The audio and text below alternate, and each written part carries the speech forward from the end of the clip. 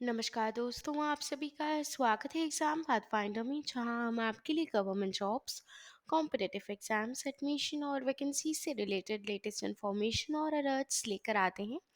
इसके लिए आप हमारे प्लेटफॉर्म alert.exampathfinder.com पे विजिट कर सकते हैं, या फिर अगर आप चाहें तो हमारा ऐप जो है EPF अलर्ट ऐप, उसको भी प्ले स्टोर से इजीली इंस्टॉल कर सकते हैं।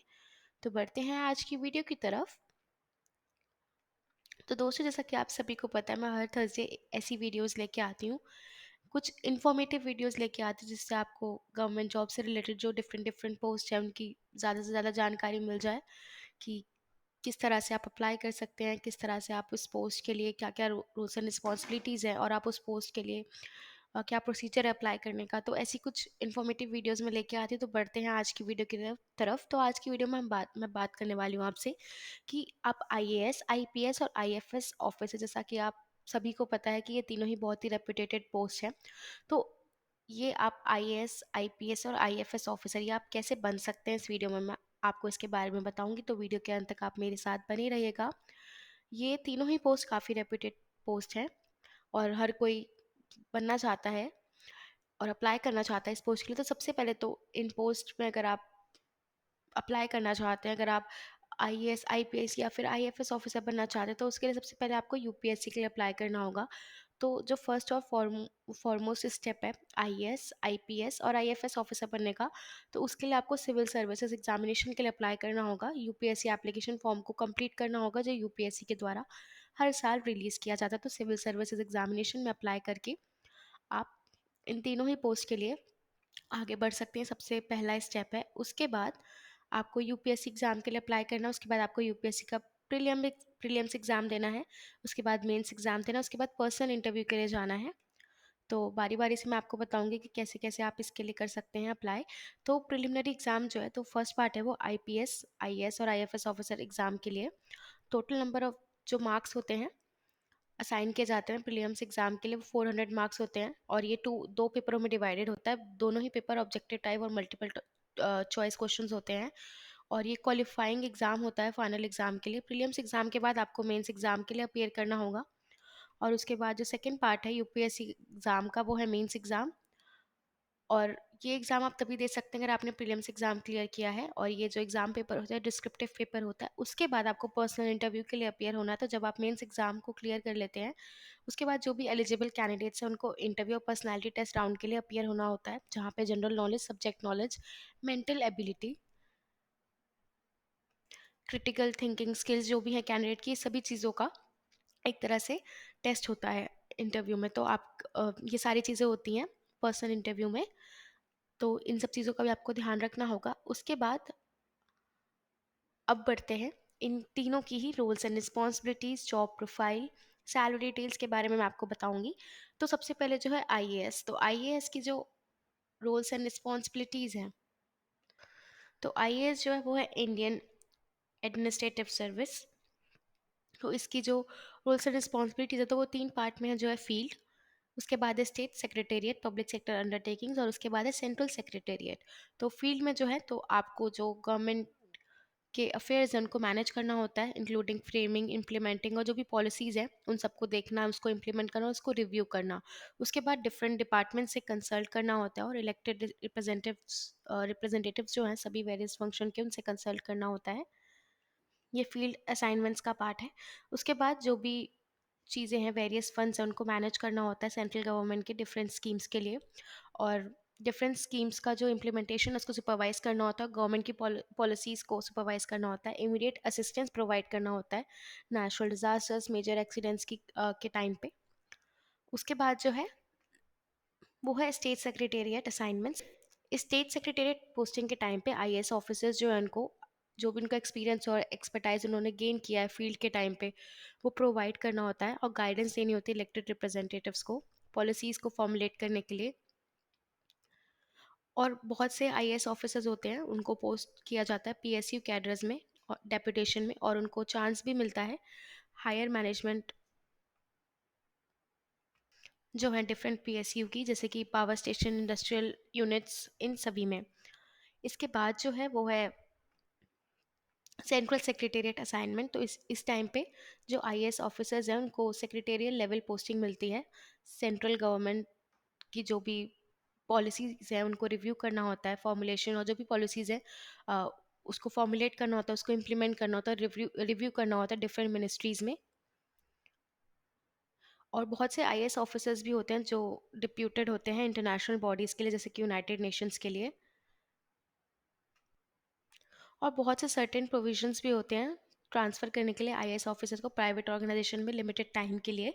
तो ये आईएएस की रूल्स एंड रिस्पॉन्सिबिलिटीज़ है। उसके बाद जो सैलरी डिटेल्स है, तो जो स्टार्टिंग सैलरी है आईएएस ऑफिसर की वो है ₹56,100। और आईएएस ऑफिसर की जो ट्रेनिंग के टाइम पे सैलरी होती है वो होती है अप्रॉक्स 33,000 से 35,000। और वो डिडक्शन के हिसाब से वेरी करती है। और जो मैक्सिमम सैलरी है आईएएस ऑफिसर की वो है 2,50,000।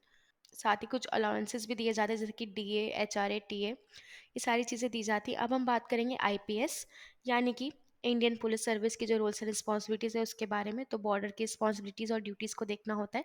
साथ ही पब्लिक की पीस और उनके ऑर्डर को मेंटेन करना होता है। रेलवे की पॉलिसीज़ को देखना होता है। ड्रग ट्रैफिकिंग, एंटी स्मगलिंग, ये सारी चीज़ों पे उनको ध्यान देना होता है। इकोनॉमिक ऑफेंसेस को टैकल करना होता है।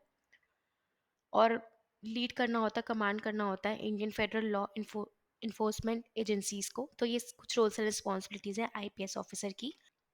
तो ये तीनों ही जिनके बारे में मैं आपको बता रही हूँ, आईएएस, आईपीएस, आईएफएस, ये काफ़ी अच्छी जॉब अपॉर्चुनिटीज़ हैं। हर कोई यूपीएससी में जाके एक आईएएस, आईपीएस या फिर आईएफएस ऑफिसर बनना चाहता है। तो आई होप आपको क्लियर हो पा रहा होगा कि इनकी क्या-क्या रोल्स एंड रिस्पॉन्सिबिलिटीज़ है, क्या-क्या सैलरी डिटेल्स है, और आपको ये भी क्लियर हो पाया होगा कि आप कैसे अप्लाई कर सकते हैं और कैसे आईएएस, आईपीएस और आईएफएस ऑफिसर बन सकते हैं। अब बढ़ते हैं आईपीएस की सैलरी डिटेल्स की तरफ। तो पोस्ट के हिसाब से यहाँ पे रैंक के हिसाब से सैलरी डिटेल्स है। डिप्यूटी सुपरिटेंडेंट ऑफ पुलिस की जो है वो है 56,100 की जो सैलरी है वो 56,100। तो आप देख सकते हैं डिफरेंट डिफरेंट रैंक की सैलरीज है। एडिशनल सुपरिटेंडेंट ऑफ पुलिस की 67,700, सीनियर सुपरिटेंडेंट ऑफ पुलिस की 78,800, deputy inspector general of police की है 1,31,100, इंस्पेक्टर जनरल ऑफ पुलिस की जो सैलरी है वो है 1,44,200, डायरेक्टर जनरल ऑफ पुलिस की सैलरी है 2,05,400, और director general of police, director of IB और सीबीआई की सैलरी है 2,25,000।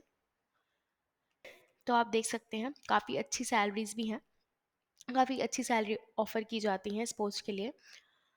तो काफ़ी अच्छी अपॉर्चुनिटी। अब हम बात करेंगे आईएफएस, यानी कि इंडियन